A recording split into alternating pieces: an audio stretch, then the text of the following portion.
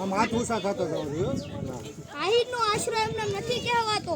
આહીરો રોટલે બહુ મોટા હતા મારા વાલા. ઘરમાં કાંઈ હોય કે ના હોય તોય મહેમાન આવે ને તો એમ કહે કે મારો બાપલિયો આવ્યો, મારો વિહામો આવ્યો, મારા ગળાનું હાડકું આવ્યું.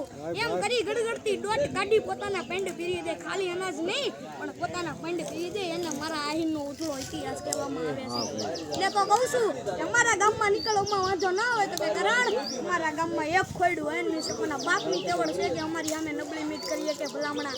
અને જો કદાચ નબળી મીટ કરીએ એના મૂળિયા નો ઉખેડી નાખે ને તો એ આયર ગમતું નથી કહેવાતું. આયર આયર ઉજળા અને આયર અડીખમ કુળ, આયર ટેકો આભ નો એના મહાન ગ્રાના મૂળ. હજી મા બાપ વિશે બે શબ્દ કહેવાનું માંગુ છું. તમારા મા બાપના સોણોમાં માથું મૂકીને નીકળજો. સ્વર્ગનું સુખ તમને આપમેળે મળી જવાનું છે. જાત્રા કરવા જાવતોય ભલે અને ન જાવતોય ભલે. અને જેને જેને મા બાપના દિલ દુભાવ્યા ને એ આ દુનિયામાં કોઈ દી સુખી નથી થવા. ભાઈ